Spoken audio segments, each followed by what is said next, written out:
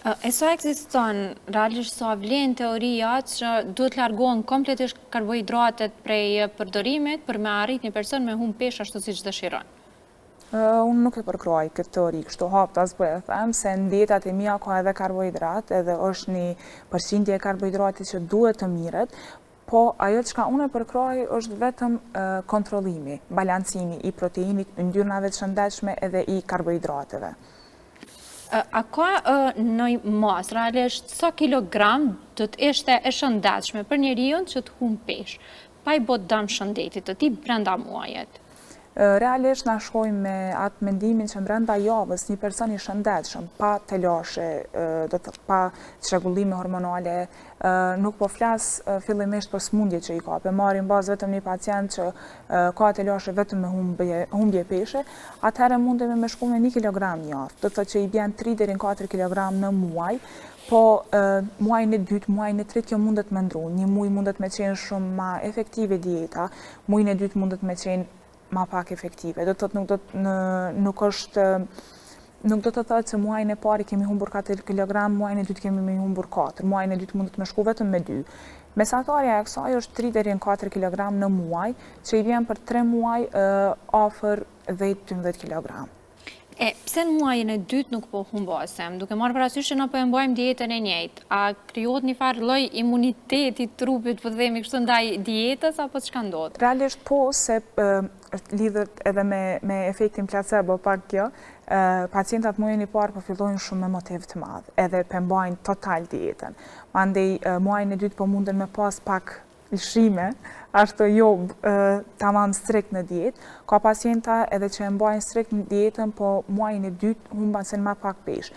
Mundësia është e madhe shumë që muajin e parë edema largohet prej trupit. Të tepricat e ujit që janë, edhe ato krijojnë një peshë, që në peshore ndështë mundën me na hament neve, po për ato nuk bën me u marrë bazë gjithmonë peshorja, numri që aty e shohëm, duhet të mirët bazë vetëm nasa po ndjehemi mirë.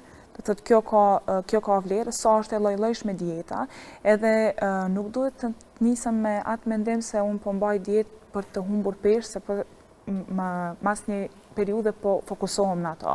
Do të harrojmë si stil tjetës me pas dietën. Realisht dieta mund të me mbajt pa tjetër që për me na ndihmon shumë për me hup peshë, për me shtu peshë, për me i rregullu telashet që i kemi shëndetësore, nën kontrollin e terapisë kuptohet, po që ma tepër duhet që ta kemi si stil të jetës, që të ketë vazhdueshmëri ma tepër. Nga praktika juaj profesionale, cilat mendoni se janë disa nga gabimet më të shpeshta që ne i bëjmë kur dëshirojmë të humbasim peshë? Ti marrim dietat shabllon. Kjo është një diçka që unë kam hasë shumë, edhe gjatë studimeve sa kom qenë, edhe këto fatkeqësisht nuk e kemi ende një kulturë shumë zhvilluar për të mbajtur dietë dhe për ta aplikuar dietën si lifestyle, ashtu ta kemi një gjatë gjithë jetës një vit që na e përcjellim me dietat e jo të personalizuara, me dietat e huaja realisht nuk mund të humbasim peshë. Ato ndikojnë vetëm në probleme shëndetësore dhe në çrregullim të metabolizmit. Kështu që një ndër problemet është kjo. Problemi i dytë është ndërprerja e karbohidratit total, sepse që theka edhe më herët, vazhdimisht trupi ka nevojë për karbohidrate, ka nevojë për proteina, apo ka nevojë për dieta të balancuara. Ajo që unë kisha mujtë me thënë, kishte me qenë që dieta duhet të jetë tamam një stil i jetës që të ketë vazhdueshmëri, që të mund të mbahet. Njerëzi jemi krejt, edhe unë po ka momente ku nuk po muj me kontrollu, po pa tjetër që duhet me pas një balans. Në rast se na një ditë po e teprojmë me një diçka, me një ushqim, qoftë karbohidrat, qoftë protein, se është një mendim ashtu që pa tjetër veç karbohidratin na shton peshë. Jo, ka raste kur e teprojmë edhe me proteina, brenda javës mundemi me balancu ato. Për këto munden me qenë problemet e kryesore, probleme majore që na çojnë neve deri te lashe, deri te çrregullimet e metabolizmës. Në kuadër të stilit dietës, besoj që një rol shumë i rëndësishëm i takon edhe aktivitetit fizik, apo jo? Patjetër. Si ndikon në rastet kur na veç po dëshirojmë me humb peshë, sa është i rëndësishëm këtë rast aktiviteti fizik? Në aktiviteti fizik ka jashtëzakonisht një rol shumë të madh sidomos në përcjelljen e dietës, dyja shkojnë paralelisht. Do thotë për shëndetin fizik mos flas çka ka dobi edhe për shëndetin mendor. Dyja shkojnë paralelisht edhe realisht ka edhe studime që me largimin e toksinave rrit edhe vlerat e serotoninës, kështu që sa ma tepër që mund të miremi me një aktivitet fizik, po jo që na e bojmë aktivitetin fizik vetëm për dukje ose vetëm që me u nxjerrë ndoshta që e kena bo, por realisht diçka që me të vërtet na bën të lumtur. Në rast se po na bën të lumtur pilates, atëherë vazhdojmë me pilates. Në rast se po na bën të lumtur një ecje, atëherë vazhdojmë me ecje. Vazhdimisht mundohem edhe pacientave këto t'ju tregoj, diçka nëse juve nuk ju përshtatet në listën e dietës ose në aktivitetin fizik, mundoni sa ma tepër me largu, se kjo nuk është një detyrë që na duhemi me bo, por realisht është një lifestyle që po mundohemi me përshtat në jetën tonë. Sa preferohet brenda ditës të bëjmë aktivitet fizik? Realisht dallon prej aktivitetit në aktivitet, unë nuk jam specialiste e fushës që tregoj.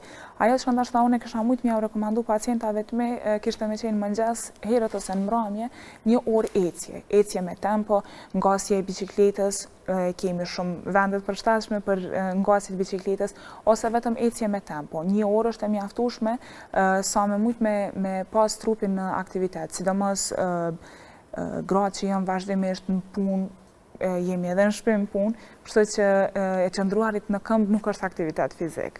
Aktiviteti fizik është ma tepër që na të dalim, të lirojmë edhe mendjen, mos të kemi fokusin vazhdimisht në punë që na duhet me i përfundu, por realisht të kemi fokusin vetëm që one po dalë për një relax. Kur jemi tek dieta dhe tek stili jetës, në rastet kur dëshirojmë të mbasim peshë, çka duhet me përmbajt një dietë jonja, gjithmonë edhe tu na harrojt shëndetin, pra pa i shkaktu do me shëndetet, se unë thash edhe ma herët që na po kemi rastin që po shohim dieta të ndryshme në rrjetet sociale, disa të largojnë kompletisht prej karbohidrateve, disa të largojnë pothuajse prej gjithave dhe thonë që 24 orë qëndrosh vetëm me ujë, diçka e tillë. Realisht, shqecika edhe ma herët, dietat janë të lloj-llojshme. E kemi një ndër to edhe agjerimi, i cili bëhet jashta Ramazanit po flas. Është dieta mediterane që është një ndër dietat më të përshtatshme gjatë gjithë botës që e pranojnë këto. Unë mendoj se realisht ajo që unë e praktikoj, edhe e përkroj kogja shumë, dietat e balancuara. Do të duhet të jetë karbohidrati i balancuar, proteina e balancuar, edhe yndyrrat e shëndetshme të balancuara. Jashta këtyne është edhe aktiviteti fizik i cili bashkohet me këto, do të dyjat shkojnë paralelisht bashk. Mos fiksimi i peshës, këto e kam kogja shumë të lashe me pacienta që vazhdimisht po fiksohen në numra, edhe këto kisha dash kogja shumë me ndryshu, se realisht fiksimi i peshëve veç nuk na çon përpara. Kështu që unë edhe pacienta që i kam peshorëm po ja ndaloj gjatë programit, vetëm mujt një herë ose në 2 javë një herë është e mjaftueshme.